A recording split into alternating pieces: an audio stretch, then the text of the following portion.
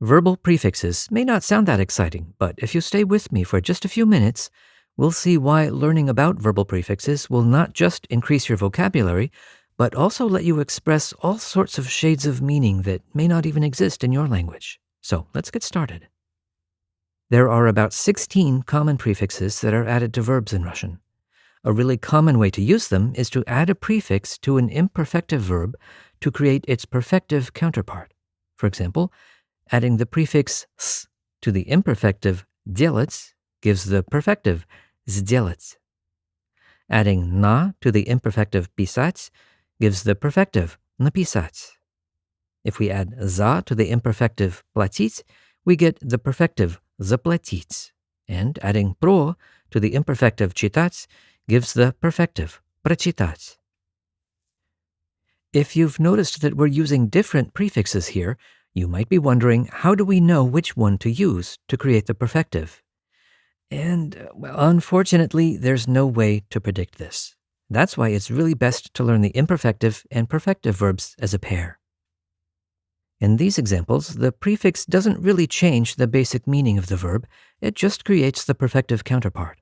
But sometimes, when we add a prefix, it doesn't just make a perfective verb, it also adds a nuance. It changes the meaning somewhat.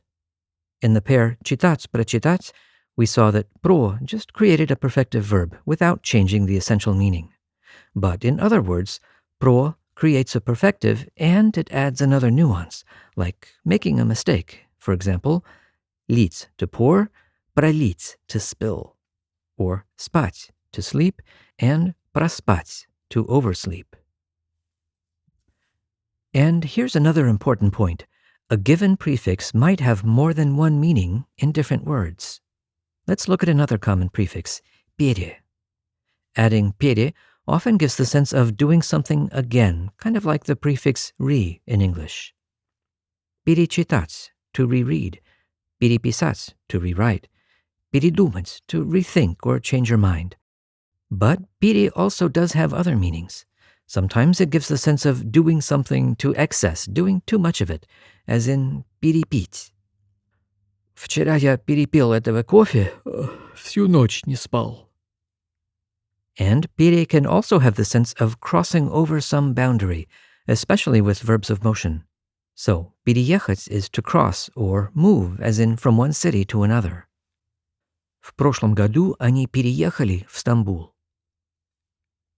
And I should mention that with motion verbs, there are a few special rules for prefixes that go beyond what we can cover in this short introduction. At my Russian Grammar Library project, you can find a mini course with 19 videos and exercises about all the nuances of using prefixes with motion verbs. So we've seen how adding a prefix often adds to the meaning and creates a perfective. But what if we need to express that additional meaning with an imperfective? For example, if перечитать is a perfective verb meaning to reread, can we say that I'm rereading something right now in the present? That is a context for an imperfective verb, right? Well, sure we can, and it looks like this. Перечитываю старые письма. With many verbs, we can take the perfective and add an element like this one, ив, to create a secondary imperfective. So here's our imperfective infinitive, перечитывать. The prefix is still there, but now we have an imperfective that also keeps the nuance that was added by the prefix.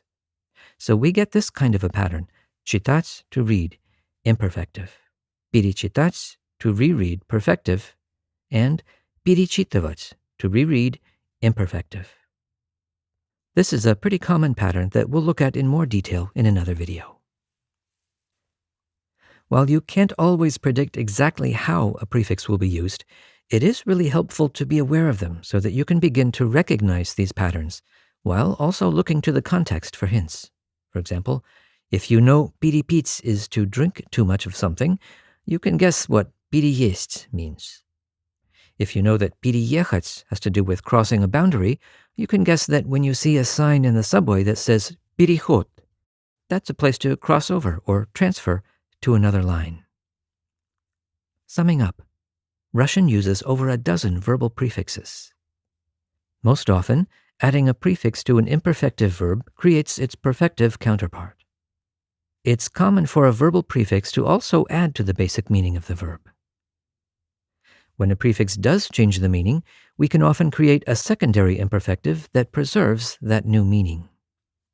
And keep in mind that many prefixes can have a few different meanings depending on the verbs they're used with. Переписать, to copy. Переехать, to move. Переесть, to overeat.